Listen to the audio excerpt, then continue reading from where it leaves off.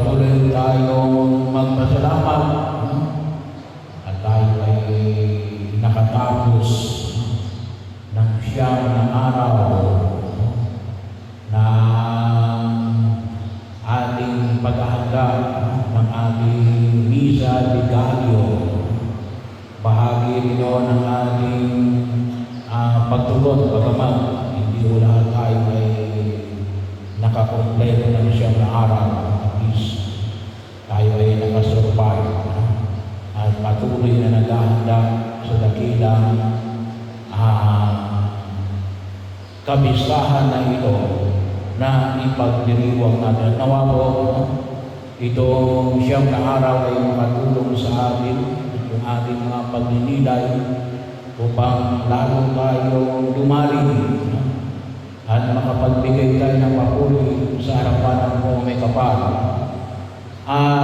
Dito po, sa ating Ebanghelyo ngayon ay tinatawag natin isa sa mga tatlong kantike, tatlong awit ng papuri sa Ebanghelyo ni San Lucas. Narinig natin at yung pinaka-famous na kung tawagin natin ay Magnificat ni Maria. Ang puso ko'y nagpupuri sa Diyos. Pangalawa ay maririnig pa natin later on kapag kapanganak na Jesus yung tinatawag natin awit ni Simeon, yung Nunc Dimittis, na later on ipapahayag mo si Binale, pwede na raw siyang mamatay. Bakit? Nakita niya yung kaganapan ng pagliligtas ng Diyos. Isinilang na ang mananakot. Itong sa atin ngayon ay yung tawagin natin ay Benedictus, blessing o pagpupuri. Sabi nga niya, purihin ang Panginoong Diyos ng Israel. Purihin ang Panginoong Diyos ng Israel. Benedictus. So itong tatlong ito ay mula lahat ito kay San Lucas. Magnificat, Benedictus, Nunc Dimittis. So ito ang aming ni Zacarias ay nagpapahayag na isang maliwanag na sabi nga natin muna ay yung kanyang pananahimik kasi ito yung kanyang ipinahayag.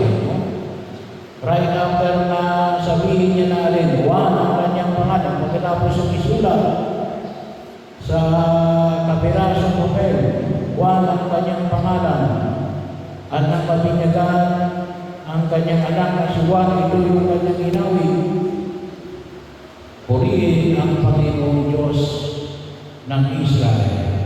Well, ito po tatlong ito, ito talaga palaging kasama ito sa panalangin ng simbahan, yung mga nagdarasal na kung tawagin natin ay Christian prayer o breviario. Ito naman ay ipinapahayag sa kung tawagin natin ay morning prayer, panalangin sa umaga. Ang purihin ang Panginoong Diyos ng Israel. Ito ay kung tawagin natin ulit, silence to song. Mula sa gitna ng kanyang pananahimik sa loob ng siyam na buwan, dahil hindi siya makapagsalita at makarinig, gawa ng kanyang pagdududa, ito yung lumabas sa kanya. Inayos niya ipahayag ito sa pamagitan ng isang awit ng pagpupuri sa Diyos ng Israel. Ano pa?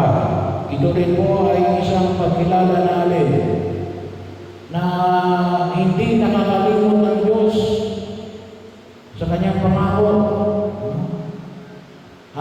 Pinahayag nito dahil katulad na ipinamanib ninyo sa unang pagbasa, pangako niya kay Haring David at sa kanyang bayang Israel, hindi yung nakakalimot ng Diyos sa kanyang pangako. Na, sa, ah,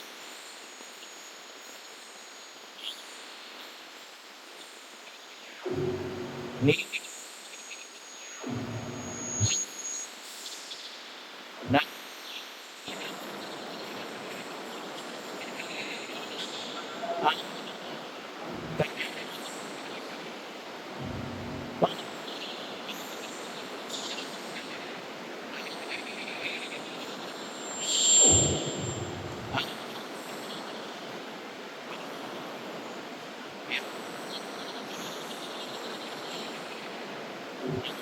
ah, ito sa pamagitan ni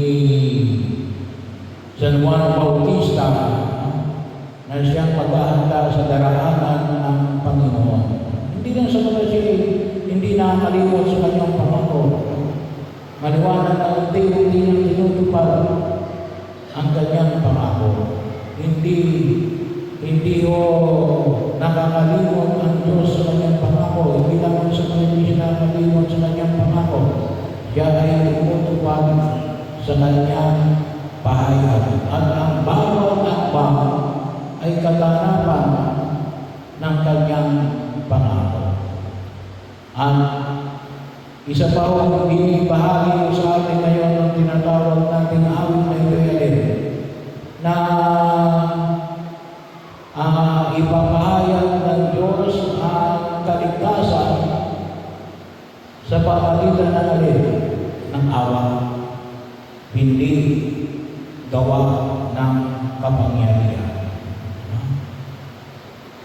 Mercy, not power. Yun ay medyo mahalaga sapagkat sabi nga natin ay si Jesus ay hindi political Messiah na ipapangalan niya ang kanyang kapangyarihan sa pamagitan ng lahas at ng lakas. Ang kanyang kapangyarihan ay ipapahayag sa pamagitan ng na